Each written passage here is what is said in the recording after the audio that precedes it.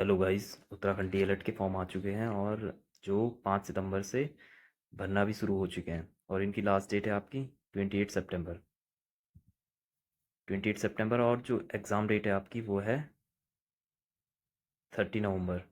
ठीक है, टोटल 2.5 महीने का टाइम आपके पास है। ठीक।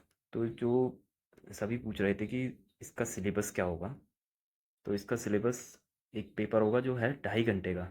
पहले ये 2 घंटे का होता था, लेकिन पिछले साल से ये हो चुका है आपका 2.5 घंटे का। ठीक है। 2.5 घंटे के में आपके पास आएंगे 200 क्वेश्चन। ठीक है। 50 होंगे जनरल नॉलेज एंड कॉम्प्रिहेंशन। ठीक है, दो पहरे आएंगे, एक इंग्लिश का एक हिंदी का, और बाकी जनरल नॉलेज क्या करंट अफेयर है क्या जो भी। और दूसरा सेक्शन होगा जनरल इंटेलिजेंस एंड रीजनिंग का। तीसरा क्वांटिटेटिव एप्टीट्यूड यानी कि मैथ्स। और चौथा टीचिंग एप्टीट्यूड, चाइल्ड पेडागोजी और साइकोलॉजी वगैरह वगैरह। ठीक है। तो टोटल 50-50 क्वेश्चन होंगे चारों सेक्शन के, और 200 क्वेश्चन। और टाइम मिलेगा आपको 2.5 आवर। ओके। अभी बताऊंगा मैं कहाँ से आपको ये सब तैयार करना है अपना। ठीक है, ये चारों टॉपिक वीडियो के लास्ट में बताया है मैं। एक बार फिर से हम ये टॉपिक डिस्कस करते हैं जरा। जनरल नॉलेज एंड कॉम्प्रिहेंशन में आएगा करंट अफेयर। ठीक है, करंट अफेयर पर मेन फोकस होगा। बाकी Indian history, Indian geography, Indian polity, sports, awards and honours, general science and comprehension. ठीक है, जनरल साइंस यानी 9th-10th की साइंस। ठीक। अवार्ड एंड ऑनर जो भी हुए हैं, ऑस्कर वगैरह या फिर ओलंपिक, अभी हाल ही में हॉट टॉपिक है आपका। ठीक है, स्पोर्ट्स में आएगा Olympic, Indian polity, geography, history और कॉम्प्रिहेंशन आएंगे आपके। ठीक है, जनरल नॉलेज में। ठीक है, 50 क्वेश्चंस। उसके बाद आता है आपका जनरल इंटेलिजेंस। जनरल इंटेलिजेंस में सिंपल रीजनिंग यानी कि जो एक 9th और 10th का बच्चा सॉल्व करने की क्षमता रखता है। ठीक है, तो वो जनरल इंटेलिजेंस में आएंगे आपके। डायरेक्शन पजल्स यानी कि ये इसके माता है, ये इसका पिता है, इस टाइप के question. Coding decoding, number series आएगी कि एक के बाद 3 आता है, फिर 5 आता है तो अगला नंबर क्या होगा, इस टाइप से। ऑर्डर एंड रैंकिंग के alpha numeric symbols, logical reasonings, तो ये सारे जनरल इंटेलिजेंस में आएंगे। ठीक है, उसके बाद आता है क्वांटिटेटिव एप्टीट्यूड यानी कि 9th-10th की मैथ्स।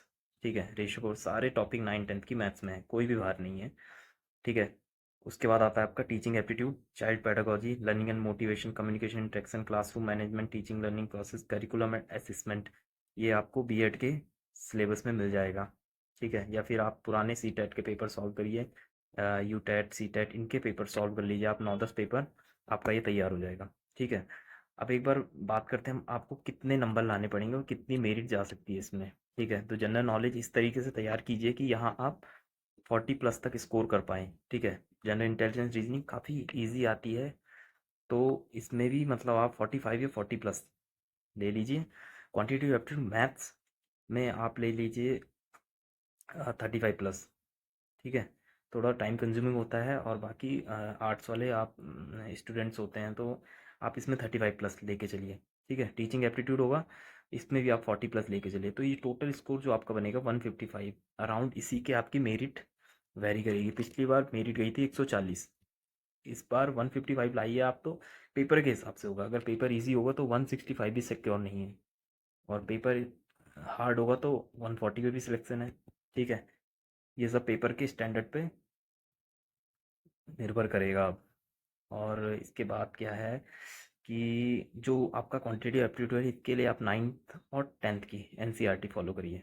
ठीक है, मोर देन सफिशेंट। और उसके बाद आप 10 पेपर लगा लीजिए, 4-5 डीएलएड के पेपर अभी हम इसमें डाल लेंगे आपके पुराने पेपर सॉल्व करके, तो आप वो यहाँ से देख सकते हैं। ठीक है, बाकी कोई क्वेरी होगी तो कमेंट बॉक्स में आप मैसेज करें। बाकी थैंक